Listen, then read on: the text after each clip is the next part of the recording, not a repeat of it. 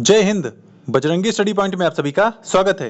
साथियों, UP BEd counselling 2026 पहले round लगातार चल रहा है और बात करेंगे कि पहले राउंड में सरकारी सीट अलॉटमेंट कैसे होता है और जानिए कि किस तरह सबको कॉलेज में सीट अलॉट की जाती है। और दूसरा सबसे जरूरी यह है कि चॉइस फिल पहले करें या बाद में करें, और अगर बाद में करते हैं तो क्या कोई नुकसान है, क्योंकि अगर जिन्होंने पहले कर दिए तो क्या उनको पहले कॉलेज मिल जाएगा और जो बाद में करेंगे उनको बाद में कॉलेज मिलेगा। तो उसकी बात करेंगे और अलॉटमेंट रिजल्ट कब आएगा उसकी चर्चा की जाएगी। तो फर्स्ट राउंड की काउंसलिंग का कंप्लीट एनालिसिस आपको यहाँ पर मिलने वाला है। स्टार्ट करते हैं वीडियो को। आप यहाँ पर ऑनलाइन काउंसलिंग शेड्यूल देख सकते हैं 2026 का, जिसमें आप यहाँ पर ये देख सकते हैं कि राउंड 1 की मेन काउंसलिंग अभी चल रही है। उसका फेज 1 चल रहा है। स्टेट रैंक 1 से लेकर 1.5 लाख तक लोग इसमें काउंसलिंग कर रहे हैं और जिनको सरकारी चाहिए वही लोग इसमें काउंसलिंग करा रहे हैं। तो रजिस्ट्रेशन और चॉइस फिलिंग का काम 3 जुलाई से लेकर यहाँ पर 16 जुलाई तक होगा और उसके बाद सिर्फ चॉइस फिलिंग आपका 17 जुलाई होगा और सीट अलॉटमेंट यानी रिजल्ट आपका 18 जुलाई को आ जाएगा। और रिजल्ट आने के बाद आप लोग फिर उस कॉलेज में जाएंगे जहां पर आपको कॉलेज अलॉट होगा और वहां पर आप अपना फीस पेमेंट और डॉक्यूमेंट दे के अलॉटमेंट ले लेंगे और आपका एडमिशन इस तरह कंप्लीट हो जाएगा। तो पहले राउंड का रिजल्ट जो है वो 18 जुलाई को आएगा और फिर 23 जुलाई तक इसकी सारी पहले राउंड की प्रक्रिया चलेगी और फिर 24 जुलाई से सेकंड फेज की काउंसलिंग शुरू हो जाएगी। आप यहाँ पर देख सकते हैं रजिस्ट्रेशन 24 जुलाई से शुरू हो जाएंगे। ठीक है, तो फर्स्ट जुलाई पूरी तरह से 23 जुलाई को कंप्लीट हो रहा है। तो बात करेंगे कि सरकारी सीट अलॉटमेंट कैसे होता है। देखिए, एक से लेकर जिनकी रैंक 1 से लेकर 1.5 लाख तक है, उन रैंक वाले बच्चों को पहले राउंड की काउंसलिंग में बुलाया गया। अब जितने भी लोग इसमें काउंसलिंग करेंगे, हमने माना कि 15,000 लोगों ने इसमें फीस पेमेंट करके चॉइस फिल कर दिया। कि देखिए, फीस पेमेंट एक अलग प्रोसेस होता है और चॉइस फिलिंग का दूसरा प्रोसेस होता है। चॉइस फिलिंग के बाद लॉक करना तीसरा प्रोसेस होता है। ठीक है, तो पहला प्रोसेस है पेमेंट करना, दूसरा प्रोसेस है चॉइस फिलिंग करना और फिर तीसरा प्रोसेस है लॉक करना।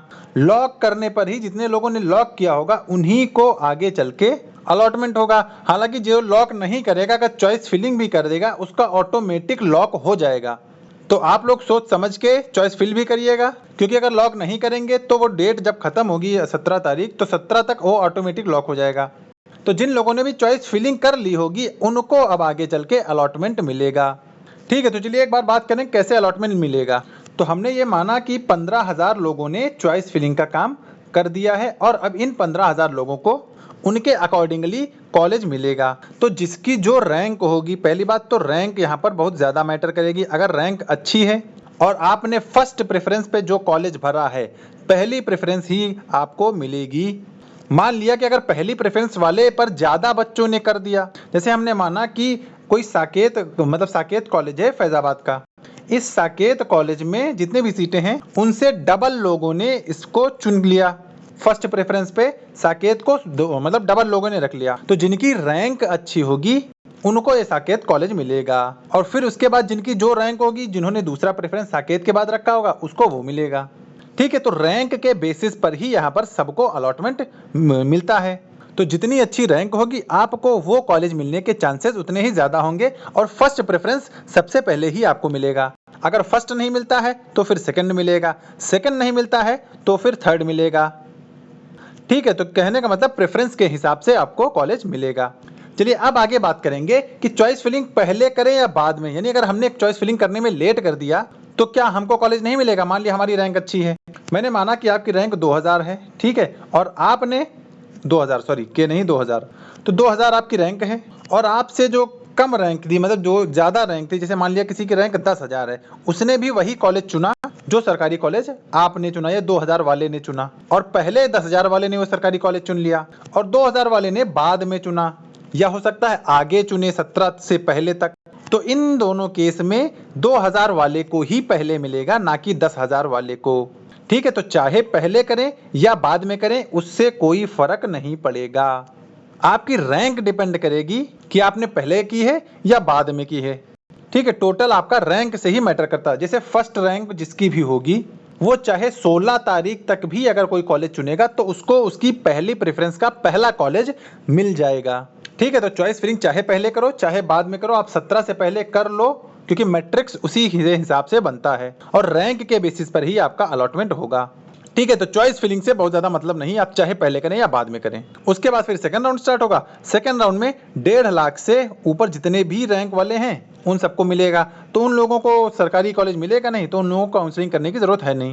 फिर लास्ट में स्टार्ट होगा डायरेक्ट एडमिशन। डायरेक्ट एडमिशन से ही प्राइवेट कॉलेज की सभी सीटें भरती हैं। और जिनको हमारी तरफ से प्राइवेट कॉलेज चाहिए वो इन जगहों के लिए हमसे कांटेक्ट कर सकते हैं। दोनों साल की टोटल फीस आपको लिखी गई है। देखिए, जो बिहार के बच्चे हैं उन सभी का एडमिशन प्रयागराज में किया जा रहा है। 65,000 फीस है, रज्जू भैया यूनिवर्सिटी है और सेमेस्टर वाइज एग्जाम है। और जो लखनऊ के आसपास के बच्चे हैं उनका लखनऊ में किया जा रहा है। 65,000 फीस है, सेमेस्टर वाइज एग्जाम है। जो ईयरली चाह रहे हैं या दिल्ली के आसपास के बच्चे उनका मेरठ किया जा रहा है। 60,000 फीस है, ईयरली एग्जाम है। और ये जो फीस लिखी है टोटल 60,000 या इधर 65,000, ये दोनों साल की है, एक साल की नहीं है। ठीक है, दोनों साल की फीस है। बाकी जिनको सबसे सस्ता चाहिए उनके लिए सहारनपुर का ऑप्शन है, ईयरली वाला है। बाकी प्रतापगढ़ में अब हमारी तरफ से सीटें भर चुकी हैं। प्रतापगढ़ में कोई भी काम नहीं हो रहा है। बाकी जिनको बुंदेलखंड चाहिए, थोड़ा ईयरली है, ईयरली भी चाहिए और पास में चाहिए मेरठ से, तो वो लोग बुंदेलखंड यूनिवर्सिटी के लिए कांटेक्ट कर सकते हैं।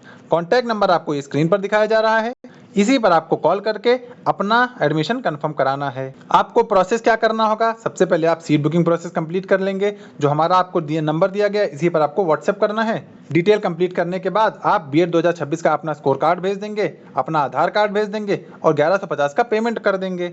इस तरह आपका पेमेंट और डॉक्यूमेंट हमारे पास आ जाती हैं दोनों चीज़ें, और ये दोनों चीज़ें आगे फिर हम कॉलेज में भेज देते हैं। और फिर जब डायरेक्ट एडमिशन शुरू होगा तो उन सबका पहले एडमिशन कराया जाएगा जिनकी सीट बुक, पेमेंट या डॉक्यूमेंट कॉलेज के पास पहुंचा होगा। इसीलिए सीट बुकिंग आप लोग पहले से करा लीजिए, ताकि आगे जब एडमिशन शुरू हो तब ज़्यादा मारा मारी या दौड़ा भाग ना हो। और बाकी जो आपको पेमेंट करना है वो 4 इंस्टॉलमेंट में करना है। फीस स्ट्रक्चर और इंस्टॉलमेंट आप देख सकते हैं। ये 65,000 की फीस है, तो 1150 सीट बुकिंग का ये अलग से है। बाकी 65,000 4 इंस्टॉलमेंट में आपके सामने लिखी गई हैं। ठीक है, तो 4 बार में पेमेंट करना है, अलग अलग जगह अलग अलग टाइम पे। एडमिशन में आपको 20,000 देना है, बाकी हर 6-6 महीने बाद का आपका पेमेंट रहेगा। और जिनको भी प्राइवेट कॉलेज में एडमिशन चाहिए, राउंड 3 आपको दिख रहा है डायरेक्ट एडमिशन का, इसी डायरेक्ट एडमिशन में प्राइवेट कॉलेज वालों का एडमिशन किया जाएगा। ठीक है, तो जिनको सरकारी चाहिए वो लोग काउंसलिंग करते रहें, अदरवाइज जिनको नहीं चाहिए वो लोग अपना 5850 वेस्ट ना करें, क्योंकि पैसा ये आपका बहुत ही मुश्किलों से वापस मिलता है और कभी कभी आता भी नहीं है। ठीक है, क्योंकि इसकी कोई लायबिलिटी या जिम्मेदारी होती नहीं है।